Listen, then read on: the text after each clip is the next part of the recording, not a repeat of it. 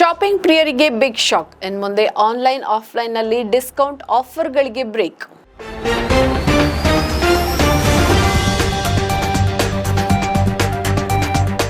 ಸುದ್ದಿಗಾರ ಈಗ ನಿಮ್ಮ ಕೇಬಲ್ ನೆಟ್ವರ್ಕ್ನಲ್ಲಿ. ಶಾಪಿಂಗ್ ಮಾಡುವವರಿಗೆ ಆಘಾತಕಾರಿ ಸುದ್ದಿ. ಮುಂದಿನ ದಿನಗಳಲ್ಲಿ ಡಿಸ್ಕೌಂಟ್, ಕ್ಯಾಶ್ ಬ್ಯಾಕ್, ಕಾರ್ಡ್ ಆಫರ್ಗಳು ಹಾಗೂ ವಿಶೇಷ ಪ್ರಚಾರಗಳು ಗಣನೀಯವಾಗಿ ಕಡಿಮೆಯಾಗುವ ಸಾಧ್ಯತೆ ಇದೆ.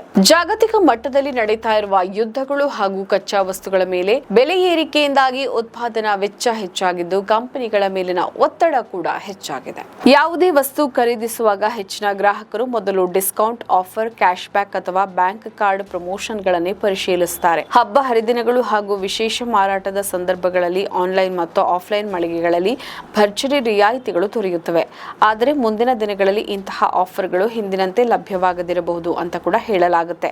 ಸ್ಮಾರ್ಟ್ ಫೋನ್, ಲ್ಯಾಪ್ಟಾಪ್, ಬಟ್ಟೆ, ಎಲೆಕ್ಟ್ರಾನಿಕ್ಸ್ ಸೇರಿದಂತೆ ಯಾವುದೇ ವಸ್ತು ಖರೀದಿಸುವಾಗ ಗ್ರಾಹಕರು ಹೆಚ್ಚು ರಿಯಾಯಿತಿ ನೀಡುವ ವೇದಿಕೆಗಳನ್ನು ಹುಡುಕ್ತಾರೆ. ಮಾರಾಟ ಹೆಚ್ಚಿಸಲು ಕಂಪನಿಗಳು ಡಿಸ್ಕೌಂಟ್ಗಳನ್ನು ನೀಡ್ತಾ ಇದ್ರು. ಇತ್ತೀಚಿನ ತಿಂಗಳುಗಳಲ್ಲಿ ಇವುಗಳನ್ನು ಗಣನೀಯವಾಗಿ ಕಡಿಮೆ ಮಾಡಬಹುದು. ಕಳೆದ ವರ್ಷದೊಂದಿಗೆ ಹೋಲಿಸಿದ್ರೆ ಈ ವರ್ಷ ಡಿಸ್ಕೌಂಟ್ಗಳು ಸುಮಾರು 5% ಇಳಿಕೆಯಾಗಿದೆ ಅಂತ ವರದಿಯಾಗಿದೆ. ಜಾಗತಿಕ ಬೆಳವಣಿಗೆಗಳು ಹಾಗೂ ಚಿಪ್ಗಳ ಕೊರತೆಯಿಂದ ಸ್ಮಾರ್ಟ್ ಫೋನ್ ಮತ್ತು ಲ್ಯಾಪ್ಟಾಪ್ಗಳ ಬೆಲೆ 30-40% ಏರಿಕೆಯಾಗಿದೆ. ಅದೇ ರೀತಿ ಏರ್ ಕಂಡೀಷನರ್, ಫ್ರಿಡ್ಜ್, ಸ್ಮಾರ್ಟ್ ಟಿವಿಗಳ ಬೆಲೆ 15% ಹೆಚ್ಚಾಗಿದೆ. ಇದರ ಪರಿಣಾಮವಾಗಿ ಅನೇಕ ಬ್ರ್ಯಾಂಡ್ಗಳು ತಮ್ಮ ರಿಯಾಯಿತಿಗಳನ್ನು ಕಡಿಮೆ ಮಾಡಿವೆ. ಜಾಗತಿಕ ಮಟ್ಟದಲ್ಲಿ ತಾಮ್ರ, ಅಲ್ಯೂಮಿನಿಯಂ, ಉಕ್ಕು ಹಾಗೂ ಮೆಮೊರಿ ಚಿಪ್ಗಳ ಬೆಲೆಗಳು ಏರಿಕೆಯಾಗಿದೆ. ಇದರಿಂದ ಎಲೆಕ್ಟ್ರಾನಿಕ್ ಉತ್ಪನ್ನಗಳ ಉತ್ಪಾದನಾ ವೆಚ್ಚ ಹೆಚ್ಚಾಗಿದೆ. ಜೊತೆಗೆ ಹಲವು ದೇಶಗಳ ನಡುವಿನ ಯುದ್ಧಗಳಿಂದ ಸಾಗಾಟ ವೆಚ್ಚವೂ ಏರಿಕೆಯಾಗಿದೆ.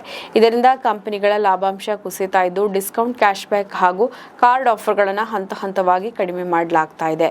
ಇದೇ ಪರಿಸ್ಥಿತಿ ಮುಂದುವರೆದರೆ ಮುಂದಿನ ದಿನಗಳಲ್ಲಿ ರಿಯಾಯಿತಿಗಳು ಇನ್ನಷ್ಟು ಇಳಿಕೆಯಾಗುವ ಸಾಧ್ಯತೆ ಇದೆ ಅಂತ ಕಂಪನಿಗಳು ಹೇಳ್ತಾ ಇವೆ. ಈ ಬೆಳವಣಿಗೆಗಳು ಶಾಪಿಂಗ್ ಪ್ರಿಯರಿಗೆ ನಿರಾಸೆ ಉಂಟು ಮಾಡಿದ್ದು ಜಾಗತಿಕ ಪರಿಸ್ಥಿತಿ ಸುಧಾರಿಸದಿದ್ದರೆ ಉತ್ಪನ್ನಗಳ ಬೆಲೆ ಮತ್ತಷ್ಟು ಏರಿಕೆಯಾಗುವ ಜೊತೆಗೆ ಡಿಸ್ಕೌಂಟ್ ಮತ್ತು ಆಫರ್ಗಳು ಇನ್ನಷ್ಟು ಕಡಿಮೆಯಾಗುವ ಸಾಧ್ಯತೆ ಇದೆ.